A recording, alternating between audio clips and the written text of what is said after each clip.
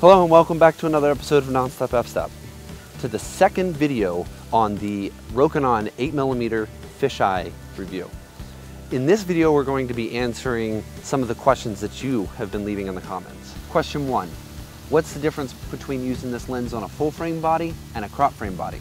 Well, the difference between using it on a crop frame is that the crop frame actually only uses the very center of this lens and doesn't use the full optics, and you don't see the innards of the lens. So you actually get a round picture without getting black bars top and bottom and the sides. On a full frame, you do get those things where you actually see all of the glass that is here, and you start to see the back frame of the actual lens itself. And if you have a lens hood on it, which helps if you have it on a crop frame body, but on a full frame body, you see these petals just like this.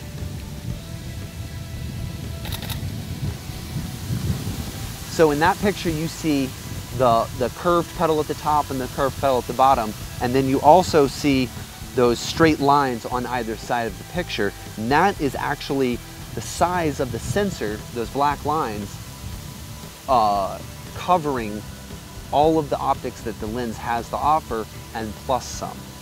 On a crop frame body, the sensor is smaller and you don't see any of those things because it doesn't actually use that amount of the glass. All right, so on to question number 2. This actually falls for the last video I did prior to doing the review on this version 2. So this question goes for version 1 8mm lens and the version 2 for the 8mm lens. The question is, why did I break the hood off of the version 1? Well, it was so that I could get what the version 2 offered before they had a version 2. And that is because in this picture that is up on the screen right now, is because you see in there you actually have black bars left and right in the top and the bottom.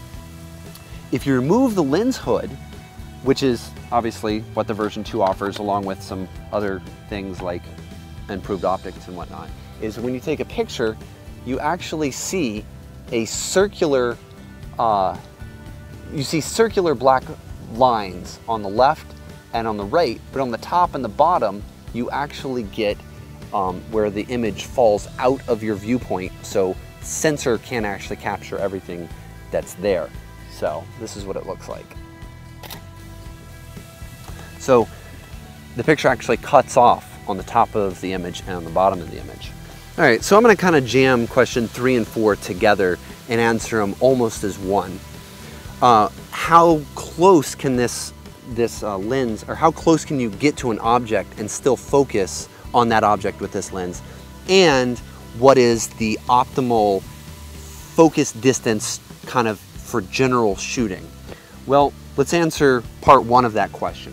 I'm going to shoot about right here as the center of the focus, and I'm going to get about as close as I can get with it still being in focus, you know, a decent sharp image.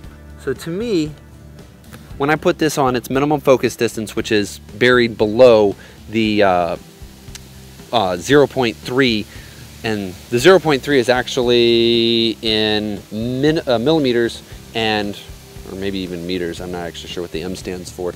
But for the feet, it falls below the 1 foot mark. So I'm guessing maybe 6 inches is what's actually gonna fall on, but there's no marking where it actually falls.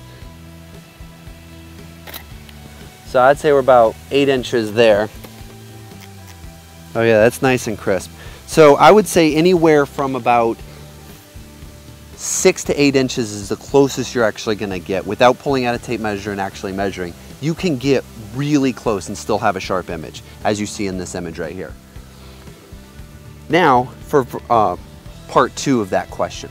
What is the best all around? If you're gonna just be walking around shooting and you don't wanna have to check the focus constantly, if you're not getting really close to something, you can leave this lens on 2 to 2.5 foot focus distance, and you're gonna have fairly sharp images at almost any aperture. But if you're going to be outside, you're obviously going to be shooting at about f8 just so that you can get you know, your exposure correct without having your shutter speed at like 8/1000ths of a second. All right, so as for this last one, it's not so much a question, but a special request from one of our subscribers. His username is itsferntv2, and his request is for us to do some real life, actual footage and photos test shots from this lens to show what it actually looks like. All right, so I'm gonna add something here. I'm at about 80 degrees of this lens and you can see me. So this is a very, very wide lens. Sorry for the wind. Dang, that is brutal. While we're doing the test footage and pictures, we're actually going to crop in where you can see these black lines up here, this circular thing. We're actually gonna crop it in like this. This is for a better viewing, and this is actually what it would look like on a crop frame lens, maybe a little bit closer in, because on a crop frame lens, you're actually going to have a specific set parameters. We're just gonna be cropping it in. So we're gonna get on to the test footage.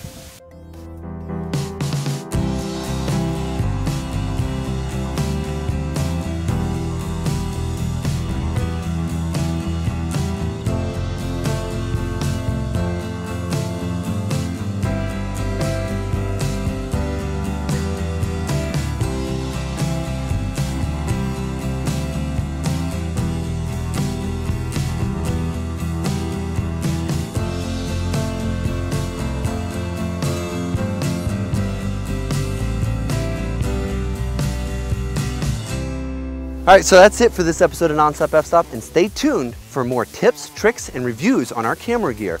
And make sure you keep watching, because you never know what we're gonna do next. Oh shoot, my camera's still attached.